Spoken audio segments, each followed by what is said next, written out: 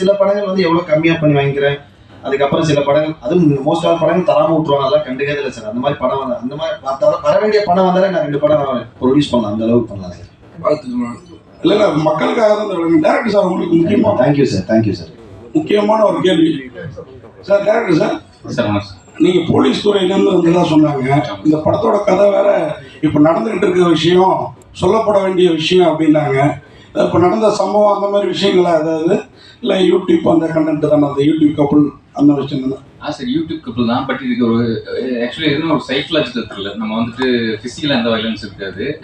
ஆனால் வந்துட்டு ஒரு நம்ம ஆன்லைனில் தினமும் பார்க்குறோம்ல, இந்த மாதிரி சில கண்டென்ட் கான்ட்ரவர்சியில் போடுறாங்களே, இந்த கண்டென்ட்டுக்கு பின்னாடி இருக்கிற சைக்காலஜி, அதுக்கு பின்னாடி இருக்கிற பாலிடிக்ஸ், இந்த மாதிரி விஷயங்கள் தான் டிஸ்கஸ் பண்ணியிருக்கோம்.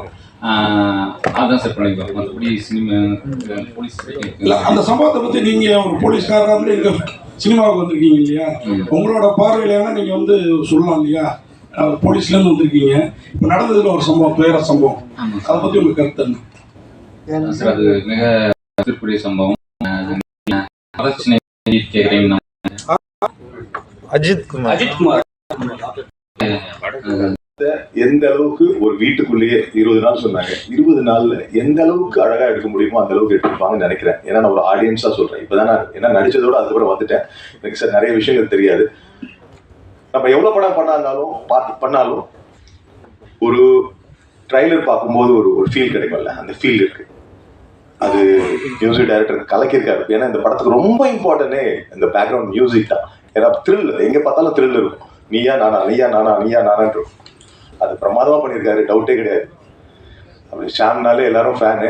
இந்த படத்துல சொல்லவே வேண்டாம். அவர் சின்ன படம் பெரிய படம் பார்க்காம பெஸ்டா வந்து பண்ணியிருக்காரு. அவருக்கு ஹேட்ஸ்அப்.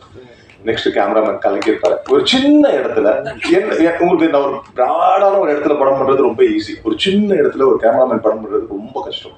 ஏன்னா லைட்டிங்கா இருக்கட்டும், நிறைய விஷயங்கள் இருக்கு. அதை அழகா நேர்த்தியா பண்ணியிருக்காரு. அந்த ட்ரைலர்ல பார்த்தேன். நான் எனக்கு எடுத்த சீன்ஸையும் பார்த்தா அவ்வளவு அழகா இருக்காரு.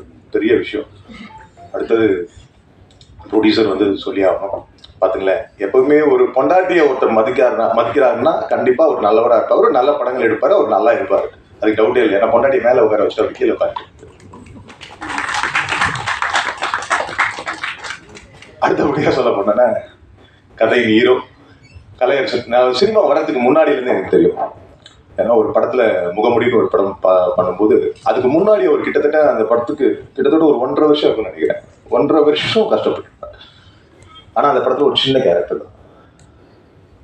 அதுக்கப்புறம் அவரோட நடிப்பு விஷயங்கள் எல்லாமே எனக்கு தெரியாது. ஏதோ சும்மா அப்படியே ஹார்ட் ஒர்க் பண்றாரு, ஓகே ஒரு கேரக்டர் வருவாரு அப்படின்னா. ஏன்னா நான் அப்ப நடிச்சுட்டு இருந்தேன்.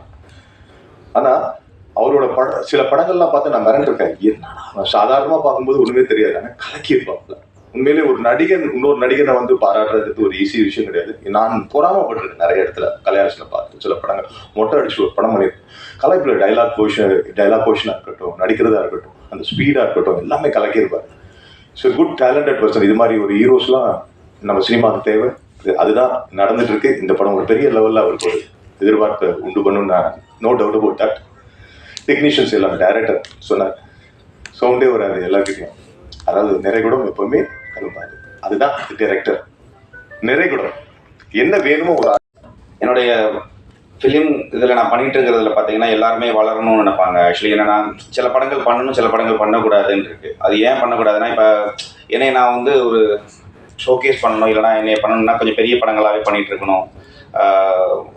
சில இருக்கு, உங்களுக்கு தெரியும், இது தெரியாத ஒரு இது இல்லை. பட் அதை மீறி வந்து ஒரு சின்ன படம், நான் அடிக்கடி நிறைய படங்கள் பண்ணுறேன். சின்ன படம் பெரிய படம்னு இப்போல்லாம் உங்களுக்கு தெரியும் எதுவுமே இல்லை. கடந்த 2 வருஷமாக நமக்கு இங்கே ஜெயிச்ச படம் ஜெயிக்காத படம் மட்டும்தான் இருக்குது.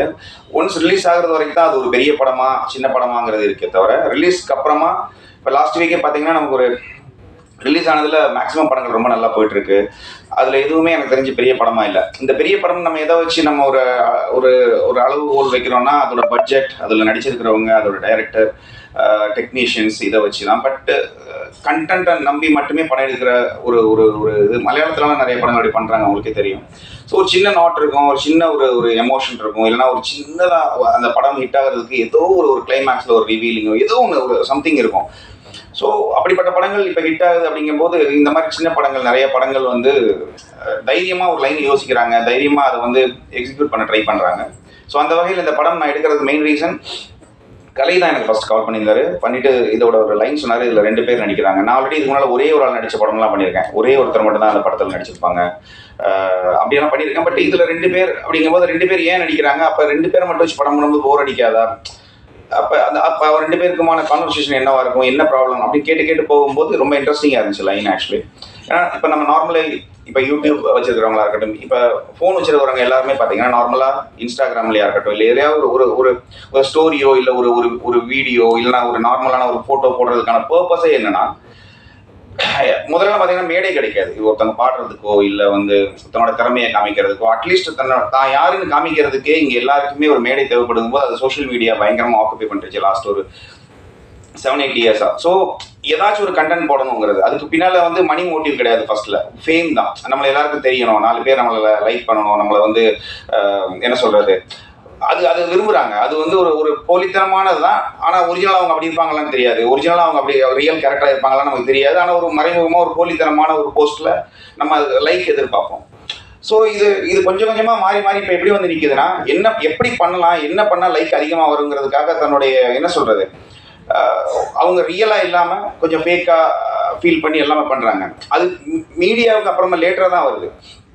நம்ம போடுற ஒரு வீடியோ நிறைய பேர் பார்க்கணுங்கிற ஆசை, அப்படி பார்க்க வைக்கணும்னா என்ன பண்ணணுங்கிறத இப்படி எல்லாமே அது பிஸ்னஸ் ஆகுது. அதுக்கப்புறம் காசு கொடுத்தா அதுக்கப்புறம் நிறைய பேர் இது அப்படின்னு ஒன்று பிஸ்னஸ் ஆகுது. ஸோ மனுஷ மைண்டு ஒரு பணத்தை நோக்கி போகுது, ஃபேமை நோக்கி போகுதுங்கிற ஒரு கான்செப்ட். அதுல ஒரு 2 பேர் ரொம்ப க்ளோஸா இருக்கிறவங்களுக்கு நடுவில் அந்த ஒரு எமோஷனும் அந்த ஒரு கோபமும் எப்படி அவங்கள வேற மாதிரி மாத்துதுங்கிற மாதிரியான ஒரு கான்செப்ட் இந்த படம். ஸோ என்ன மியூசிக் டைரக்டர் பண்ணிட்டாங்க, அதுக்கும் நமக்கு சம்மந்தமே இல்லை. அது வேற டிபார்ட்மெண்ட் ஆக்சுவலி. ஸோ என்னன்னா இங்க சவுண்டுன்னு வந்துட்டாலே சத்தமா இருந்தாலும் இன்னொன்னு ஒரு தியேட்டர்ல அழகான மிக்ஸ். அது ஆக்சுவலி அம்பத்தூர்ல ஒரு தியேட்டர், அது எதுன்னு நான் சொல்லல. அங்கிருந்து ஒரு கால் பண்ணி இறைச்சல் அப்படிங்கிறாங்க. அங்க போன ஸ்பீக்கரே ஒர்க் ஆகல. அது வேற லெவல்ல இருக்கு. சோ இது என்ன ஆகுதுன்னா, இப்ப நம்ம எந்த தியேட்டர்ல படம் இருக்கு, அதை வச்சு நம்ம மியூசிக் எல்லாமே மியூசிக் டைரக்டர் கை காட்டக்கூடாதுன்னு நான் சொல்றேன். இது இனிமே நீங்க எழுதுறவங்க இறைச்சல் அப்படின்னா அதுக்கு காரணம் யார சொல்லணும்னா, நீங்க ஒலிக்கலவை, சிறந்த ஒலிக்கலவைன்னு சொல்லுவாங்கல்ல, அந்த மியூசிக் மிக்சிங் அவங்கள சொல்லுங்க. அதுக்கப்புறம் அவங்க குறைச்சிக்கிறாங்க. அப்புறம் இன்னொரு விஷயம் என்னன்னா, நம்ம தியேட்டர்ல மல்டிப்ளெக்ஸ் நிறைய இருக்கு. இப்ப என்ன ஆகுதுன்னா, ஒரு இங்கிலீஷ் படம் ஓடுது. ஃபார் எக்ஸாம்பிள் இப்ப ஒரு இங்கிலீஷ் படம் வரும்போது அவங்களுடைய மிக்சிங் இதே வேற, டோட்டலி வேற. அவங்க ரொம்ப மினிமலா இருக்கும், மியூசிக் ரொம்ப மைல்டா இருக்கும். ஸோ அவங்க மினிமம் ஒரு 6-7 வச்சுதான் பார்க்க முடியும். நம்ம அடுத்த ஷோ அதே ஸ்கிரீன்ல வேற ஒரு தெலுங்கு படமோ இல்ல ஒரு பயங்கரமான ஒரு பெரிய படம் வருதுன்னு வச்சுக்கோங்க, இவங்க அதை வச்சீங்கன்னா ஸ்பீக்கர் அவங்களுக்கு காலியா இருக்கு.